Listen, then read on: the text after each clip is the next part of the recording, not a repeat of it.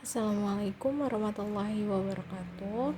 Anak-anak, coba dibuka ya LKS bab 4-nya tentang laju reaksi halaman 49. Nah, di sini kan ada tentang teori tumbukan, laju dan order reaksi. Contoh soalnya, lalu faktor-faktor yang mempengaruhi laju reaksi. Nah, hari ini memang akan bahas hanya dari sini ya, laju dan order reaksi sama contoh soalnya. Untuk teori tumbukan dan faktor-faktor nanti gabungkan itu di pertemuan selanjutnya, akan membuatkan videonya, menjelaskan gitu ya. Jadi sekarang perhatikan halaman 49 bawah sampai 51 yang contoh soal. Nah, di sini ada dibilang persamaan laju reaksi.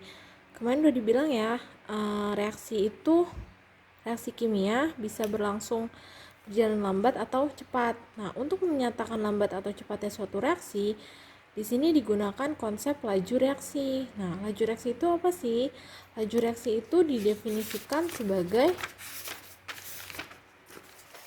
perubahan konsentrasi zat reaksi atau hasil reaksi per satuan waktu. Nah, satuan laju reaksi ini adalah molaritas per second. Nah, karena kan konsentrasi per satuan waktu per waktu ya. Nah, di sini itu dijelaskan ya kalau laju reaksi akan berbanding lurus dengan banyaknya tumbukan molekul per detik atau berbanding lurus dengan frekuensi tumbukan molekul. Jadi tumbukan semakin banyak, laju reaksi semakin banyak ya. Itu ada di teori tumbukan sama faktor-faktor. Nanti akan menjelaskan di pertemuan selanjutnya. Nah, misalkan di sini ada reaksi A yang kecil, huruf-huruf yang kecil itu adalah koefisien reaksi ya. A, B, C, D-nya itu adalah dianggap senyawa yang bereaksi atau zat-zat yang bereaksi. Nah, A dan B ini adalah reaktan kan? C dan D adalah produk. Nah, di sini ada koefisiennya. Nah, kalau persamaan reaksinya seperti ini, nanti laju reaksi ditentukan dengan cara menghitung pertambahan zat C dan D tiap satuan waktu. Jadi kalau produk itu nanti dia laju reaksinya akan bertambah. Nanti kalau reaktan dia itu pengurangan konsentrasi A dan B tiap satuan waktu. Nanti bentuk rumus laju reaksinya seperti ini. Lajunya sama dengan min 1 per A, koefisiennya ya, karena ada koefisiennya A. Perubahan konsentrasi si A-nya per selisih waktunya, karena kan persatuan waktu. Nah, jadinya kalau dilihat nih, kalau A sama B dia akan ada bertanda negatif karena pengurangan konsentrasi si yang ini. Ini lambang kotak siku itu adalah tanda konsentrasi ya. Konsentrasi zat satuannya molaritas M besar. Nah, di sini juga karena B juga reaktan, jadi dia tandanya negatif. Tapi kalau produk, nanti dia gini, ada tanda positifnya karena pertambahan konsentrasi. Nah, jadi saat ada reaksi, si A dan B untuk membentuk C dan D, si A dan B itu akan makin berkurang konsentrasinya karena mau menghasilkan C dan D, seperti itu. Makanya saat dilaju, si A dan B, konsentrasi A dan B reaktan itu akan berkurang dengan ditandai tanda negatif lajunya. Nah, si produknya C dan D konsentrasinya akan bertambah, makanya ditandai dengan tanda positif seperti itu. Nah, nanti reaksinya seperti ini, nanti akan didapatkan persamaan laju reaksinya seperti ini. Laju reaksi dilambangkan R kecil. Nah, rumusnya adalah R sama dengan, ini namanya persamaan laju reaksi ya, R sama dengan K konsentrasi A pangkat X konsentrasi B pangkat Y. Nah, X ini adalah order reaksi terhadap A. Jadi berapa kali konsentrasi itu akan laju reaksinya akan naik itu ditandai dengan orde reaksinya ya terhadap A. Berarti kalau yang konsentrasi A nanti orde reaksinya lambangnya X. Konsentrasi B orde reaksinya lambangnya Y. Nah, nanti ada yang namanya orde reaksi total, yaitu tinggal kita jumlahkan X dan Y-nya. Sedangkan K itu adalah tetapan laju reaksi. Nanti kalian akan ngerti saat saya jelaskan contoh soalnya ya.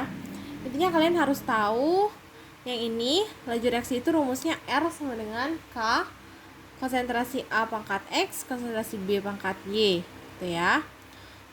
Terus laju reaksinya seperti ini. Kalau reaktan konsentrasinya akan berkurang, tandai dengan negatif.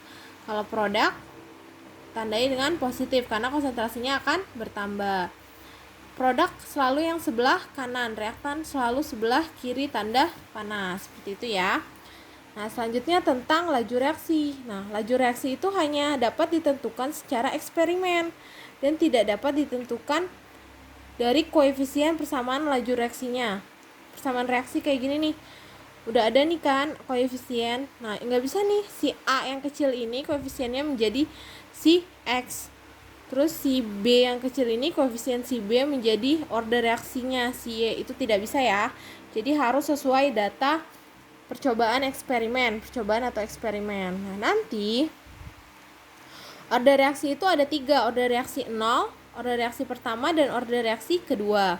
Nah, hukum laju reaksi orde 0, kalian bisa baca ya ini, bahwa laju reaksinya akan selalu sama, karena nih lihat, kalau pangkatnya 0, semua angka yang dipangkatkan 0 itu akan menghasilkan angka 1 ya. Jadinya nanti kalau orde reaksinya 0, berarti laju reaksinya akan sama dengan si K, tetapan laju reaksinya.